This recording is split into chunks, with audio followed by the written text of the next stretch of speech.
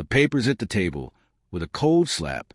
She didn't look at me when she slid them across, her eyes fixed on the diamond glittering on her finger, a ring I hadn't given her. "You have 36 hours to get your things out," she said flatly. "My new boyfriend owns this house now." She didn't even call him by name. Just my new boyfriend, like the man who had shared her life, her dreams, her struggle for years was nothing more than a shadow in the way of her next chapter.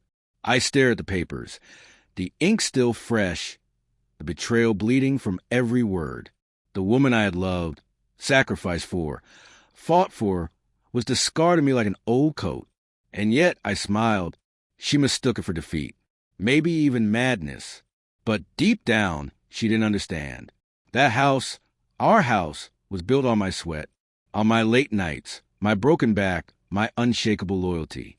She thought a signature and a smirk could erase that. She thought her new lover's money could overwrite the foundation I had poured with my bare hands. So I nodded. "All right," I said softly, "if that's what you want." She looked almost disappointed that I didn't beg, didn't fight. She wanted tears, shouting drama. She wanted me broken. But I gave her nothing.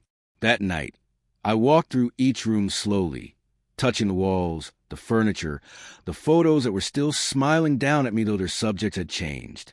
Memories pressed in from every corner. The night we carried our wedding gifts through that door, the mornings filled with laughter, the fights followed by fragile apologies. I thought of the man who would be standing here soon, smug and victorious, thinking he had stolen my life. But here's the truth. You can't steal what was never meant to be yours. 36 hours later, I was gone. My clothes, my books, my father's watch. That was all I took. She didn't even notice the small safe in the basement, hidden behind drywall, sealed away like a secret heartbeat.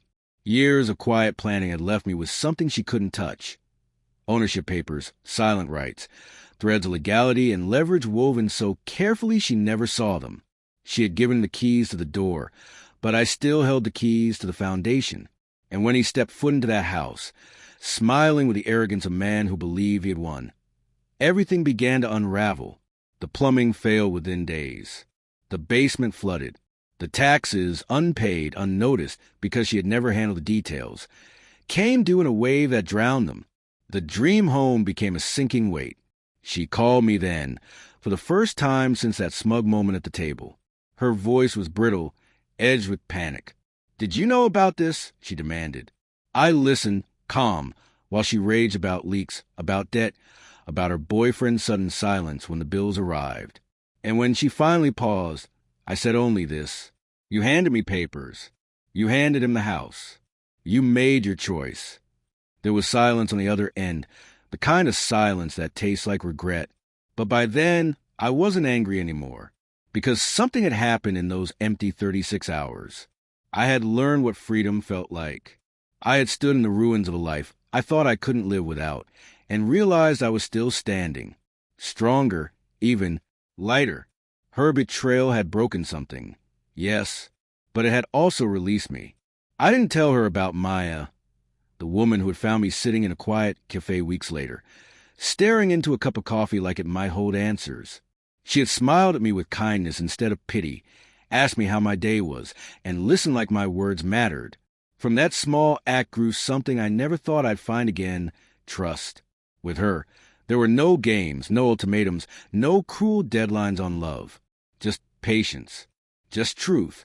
Meanwhile, the house, the symbol of all my ex-wife's triumph, crumbled around her, and the man she had chosen over me, he vanished, leaving her with debts and emptiness, the same emptiness she once tried to bury me in. The irony wasn't lost on me, but revenge wasn't what warmed me at night. It was the laughter I found again, the quiet joy of a hand held across a table, the peace of waking up beside someone who chose me, not for what I owned or built, but for who I was. When she handed me those divorce papers, she thought she was ending me, but in truth, she gave me back to myself. And the day her new boyfriend stepped foot in that house, it wasn't my loss. It was the beginning of hers.